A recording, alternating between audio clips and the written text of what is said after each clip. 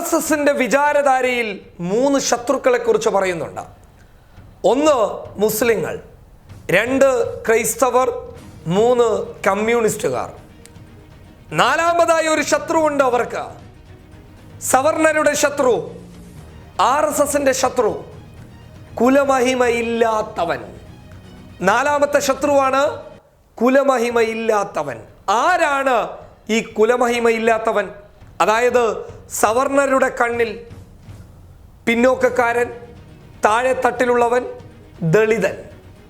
അതെ, ഇപ്പോൾ അവർ ഗുജറാത്തിൽ കുടിയൊഴിപ്പിക്കുന്ന ഈ കോളനിക്കാർ, ഇവരൊക്കെയാണ് അവരുടെ 4ാമത്തെ ശത്രുവായ കുലമഹിമ ഇല്ലാത്തവൻ. അവൻ മുസ്ലിമല്ല, അവൻ ക്രൈസ്തവനല്ല, അവൻ കമ്മ്യൂണിസ്റ്റുകാരനായിരിക്കണമെന്ന് നിർബന്ധവുമില്ല. മറിച്ച് അവൻ ആരാണ്? അവൻ ഹിന്ദുവാണ്. പക്ഷേ അവൻ എന്തില്ല? കുലമഹിമയില്ല. ആരുടെ കണ്ണിൽ? സവർണന്റെ കണ്ണിൽ. അപ്പോൾ ചിന്തിച്ചു മനസ്സിലാക്കുക. ഇനിയെങ്കിലും കൊടി പിടിച്ച് മുദ്രാവാക്യ വിളികളുമായി നിങ്ങളുടെ ജീവൻ നൽകി നിങ്ങൾ പണയപ്പെടുത്തുന്നവർക്ക് 4ാമതൊരു ശത്രുവുണ്ട്. ആ ശത്രു ആരാണ്? അവരുടെ കണ്ണിൽ കുലമഹിമയില്ലാത്തവൻ, അതായത് താഴെത്തട്ടിലുള്ളവൻ എന്നർത്ഥം. ആ നിങ്ങളെയാണ് ഗുജറാത്തിൽ കോളനികളിൽ നിന്ന് ഒരു സായിപ്പ് വരുന്നതിൻ്റെ പേരിൽ ആട്ടിയിറക്കുന്നത്. ഒരു സായിപ്പ് ഇന്ത്യയിലേക്ക് വരുന്നതിൻ്റെ പേരിൽ നിങ്ങളെ ചവിട്ടി പുറത്താക്കുന്നവരോട് നിങ്ങൾക്ക് എന്താണ് പറയാനുള്ളത്? അവർക്ക് ജയ് വിളിക്കാനുണ്ടോ ഇനിയും? നിങ്ങൾക്ക് കിട്ടുന്ന 300ഉം 400 രൂപയും വാങ്ങിയിട്ട് രാത്രിയിൽ കള്ളും കുടിച്ചിട്ട് അവർക്ക് വേണ്ടി മുദ്രാവാക്യം വിളിക്കാൻ ഇനിയും പോകേണ്ടതുണ്ടോ? ചിന്തിക്കൂ. ചിന്തിക്കുന്നവർക്ക് ദൃഷ്ടാന്തമുണ്ട് എന്നല്ലേ? ഇന്ത്യ രാജ്യത്തിൻ്റെ ചരിത്രം എന്താണ്? ഇവിടെ വന്ന സായിപ്പന്മാരെ നമ്മളൊക്കെ തോളോട് തോള് ചേർന്ന് നിന്നുകൊണ്ട്, താഴെ തട്ടിലുള്ളവനെന്നില്ല, മതമുള്ളവനെന്നില്ല, ജാതിയുള്ളവനെന്നില്ല, മറിച്ച് ഇന്ത്യക്കാരൻ എന്നുള്ള ഒറ്റ വികാരത്തിൻ്റെ അടിസ്ഥാനത്തിൽ ഇന്ത്യയിൽ കടന്നുകയറിയ സായിപ്പന്മാരെ ആട്ടിയോടിച്ച ഒരു പാരമ്പര്യമുള്ള ഈ മണ്ണിൽ, ഗുജറാത്തിൽ ഒരു സായിപ്പ് വരുന്നത് കൊണ്ട്, ട്രംപ് നമുക്കൊരു സായിപ്പ് തന്നെയാണ്.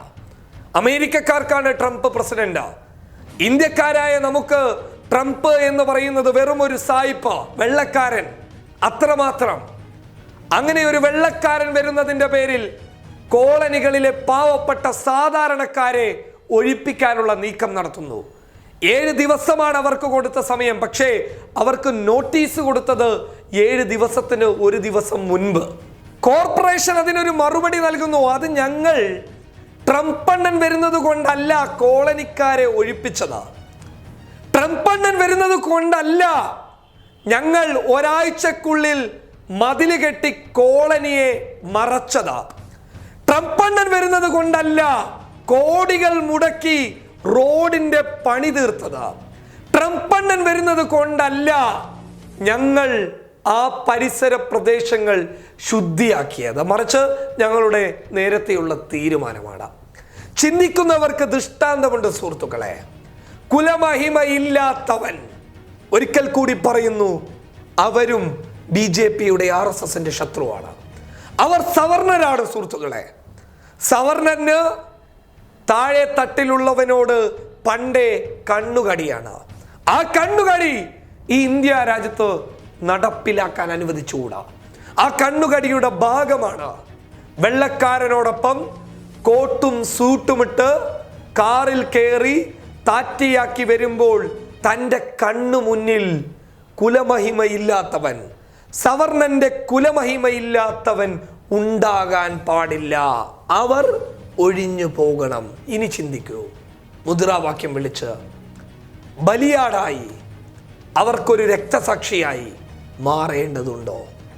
അവർക്ക് ആവശ്യം വരുമ്പോൾ കത്തിയുടെ മുനമ്പിൽ തീർക്കാനുള്ള ഒരു വെറും ഉപഭോഗ വസ്തുവായി മാറേണ്ടതുണ്ടോ?